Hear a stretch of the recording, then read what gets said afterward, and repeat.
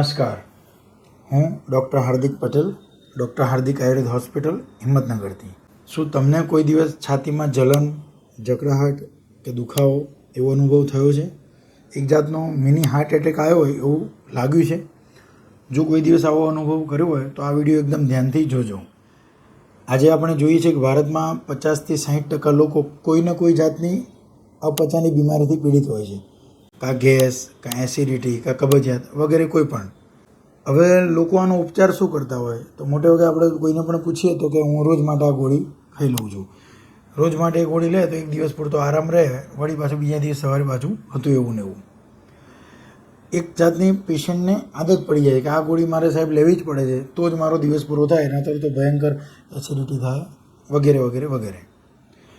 આયુર્વેદ પ્રમાણે આપણે જોઈએ તો એસિડિટી એ શું છે?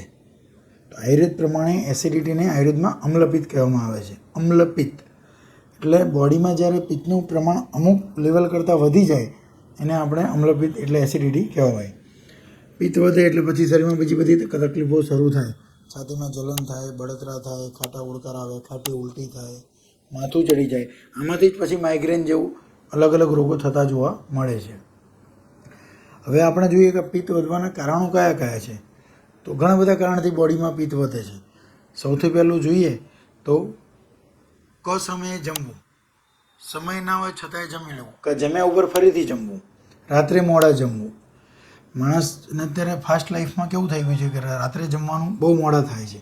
ખરેખર સાંજે સૂર્યાસ્તની પહેલાં જમવું જોઈએ, એના બદલે છેક સુવાના ટાઈમે જમવાનો સમય હોય છે અત્યારે. બીજું, જમ્યા ઉપર ફરી પાછું ઈચ્છા થઈ એટલે ફરી કોઈક મિત્ર વર્તુળમાં આવે, ચલો આપણે ફાસ્ટ ફૂડ ખાવા જઈએ, ફરી જમ્યા ઉપર જમી લે. એટલે સમયે જમવાના કારણે પિત્ત ડિસ્ટર્બ થાય બોડીમાં, પછી પિત્ત પેટમાં વધે ને જલન, બળતરા વગેરે કરે. બીજું કારણ બહારના ફાસ્ટફૂડ. ફાસ્ટફૂડનું પ્રમાણ આજકાલ ખૂબ જ વધી ગયું છે. એના કારણે પણ બોડીમાં અપચો, પિત્ત, એસિડિટી, ગેસ વગેરે થઈ શકે છે. રાત્રિના ઉજાગરા. જેટલા માણસ મોડો સૂવે એટલું એને બોડીમાં અપચો વધવાના ચાન્સ વધારે છે. આયુર્વેદ એવું ચોખ્ખું કહે છે. બીજું, સવારે મોડા ઉઠવું. સવારે સૂર્યોદય થાય એ વખતે ઉઠી જ જવું જોઈએ. એના બદલે અત્યારે ઘણા પેશન્ટને આપણે પૂછીએ, સાહેબ ઉઠવાનું મારે 7 વાગે, 8 વાગે. સિટીમાં આ પ્રમાણ વધારે જોવા મળે. ગામમાં હજી સારું છે કે લોકો વહેલા સૂર્યોદય સમયે ઉઠી જાય છે, પણ સિટીવાળા મોડા ઉઠતા હોય એટલે પછી અપચો, ગેસ, એસિડિટી ચાલુ જ રહે છે.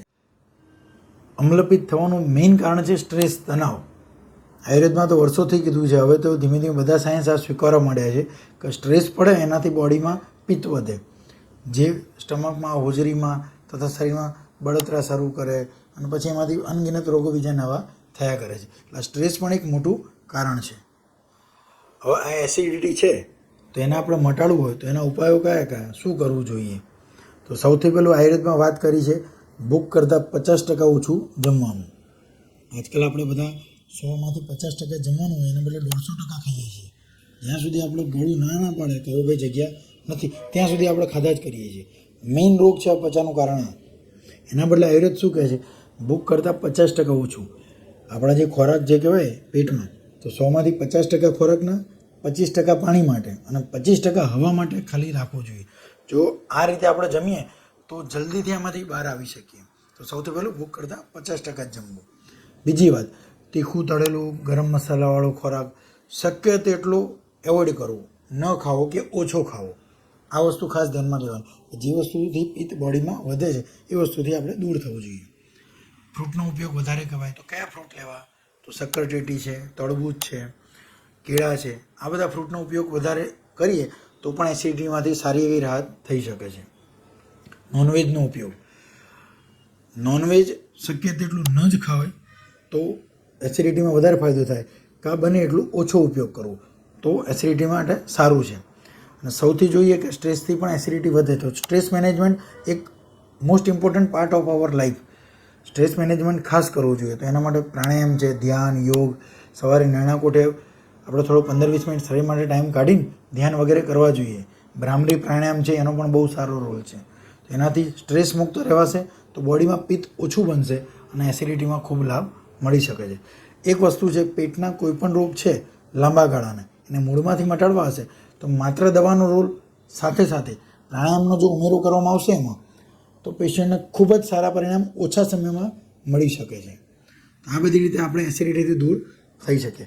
આવા જ એક અમારા દર્દી છે કે જેઓ 20 વર્ષથી એસિડિટીથી પીડિત હતા અને ખૂબ જ ઓછા સમયમાં ડૉક્ટર હાર્દિક આયુર્વેદ દ્વારા કઈ રીતે તૈયાર થયા આપણે એનો અનુભવ સાંભળીએ.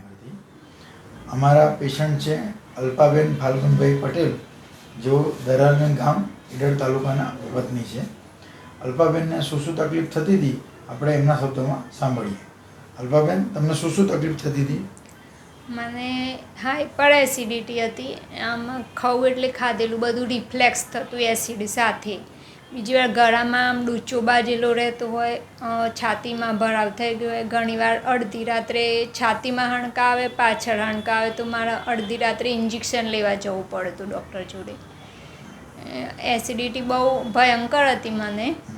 પણ એમાં એવું થતું કે ગોળી લઉં એટલી વાર શાંતિ રહે. પહેલાં દરરોજ લેતી, આંતરે દિવસ લઉં, દરરોજ લઉં. એ ગોળી લઉં એટલી વાર સારું, પછી હતું એમને એમ પાછું થઈ જતું. પછી મેં સાહેબનું નામ સાંભળ્યું. મારા છે જેઠાણી એક શીતલબેન અશોકભાઈ પટેલ, એમના મારફતે નામ જાણ્યું. એમને માઇગ્રેનની તકલીફ હતી, એમને સારું થઈ ગયું. પછી એમના મારફતે હું અહીંયા આવી, સાહેબ જોડે આવી. એટલે એમની મને દવા સારી રીતે કરી.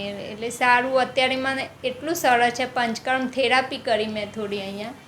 પછી સારું અત્યારે એટલું છે કે હું ગમે તે ખાઈ શકું છું, પી શકું છું, ગમે તે કરું. અને થોડી ચરી, એ દવા લેતી સમયે એ થોડી ચરી પાડવી પડે. આપણે સાહેબ કહે એ પ્રમાણે ચરી પાડીએ તો કમ્પ્લેટ આપણને આયુર્વેદિક દવાથી સારું એવું થઈ જાય છે. તમને શીતલબેન, અલ્પાબેન, તમને કેટલા સમયથી આ તકલીફ હતી? આમ 20 વર્ષ જૂનું રોગ હતું. 20 વર્ષથી તકલીફ હતી, છતાં અત્યારે તમે આમ બધું ખાઈ શકો છો? બધું જ ખાઈ શકું છું. કોઈ તકલીફ થતી કંઈ નથી થતી. દવા લેવાથી એકદમ સારું લાગે છે. સારું.